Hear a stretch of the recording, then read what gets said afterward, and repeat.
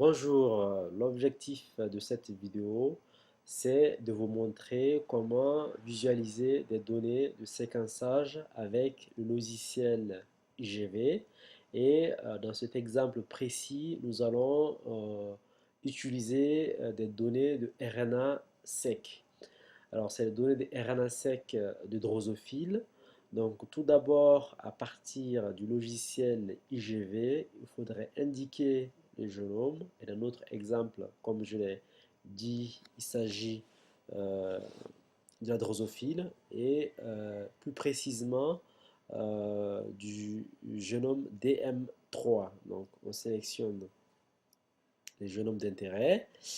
Et par la suite, il nous reste juste à importer nos fichiers qui sont au format BAM dans le logiciel IGV. Donc BAM, c'est les données qui viennent euh, euh, de l'alignement des données de séquençage sur le génome de référence.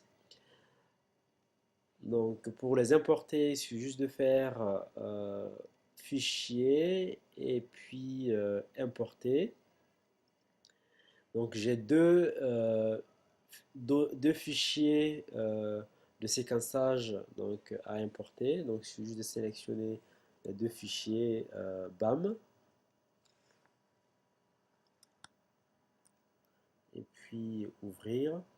Donc, il y a deux pistes qui sont créées. Donc, une piste pour chaque fichier. Donc, la première piste correspond au fichier numéro 1 et la deuxième piste correspond au fichier numéro 2. Et les données de séquençage dans cet exemple-là correspondent à des rides qui mappent sur le chromosome 4. Donc là, il va falloir sélectionner le chromosome 4 et ensuite chromosome 4 et ensuite on va s'intéresser au gène LGS qui est localisé sur le chromosome 4. Donc c'est un exemple arbitraire. Donc je tape le nom du gène dans le champ de recherche et je fais Go ou OK. Donc on attend que ça charge. Et donc là on voit les rides. On note que il y a un enrichissement au niveau des exons du gène LGS. Donc là, on a le gène LGS, comme c'est indiqué, on a les exons. On a les rides du premier fichier, les rides du deuxième fichier qui sont là. Alors, ce qu'on peut faire, c'est de zoomer donc, au niveau d'une région d'intérêt, notamment, on a, par exemple, au niveau de cet exon-là. Il suffit juste d'appuyer sur Shift de votre clavier et de sélectionner cette zone d'intérêt pour zoomer. Donc, on a un zoom, on peut encore zoomer. Donc là, on arrive à voir les rides de façon individuelle.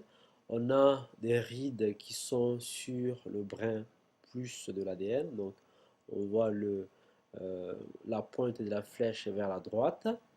Et des rides qui sont sur le brin négatif de l'ADN. On a des rides qui pointent vers la gauche. Et ce qu'on note aussi sur certains rides, c'est la présence de traits verticaux qui sont soit bleus, soit rouges.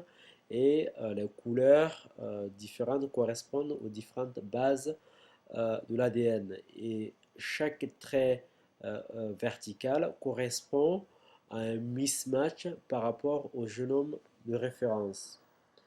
Alors si on zoome encore de nouveau, on arrive à voir les bases de l'ADN ici.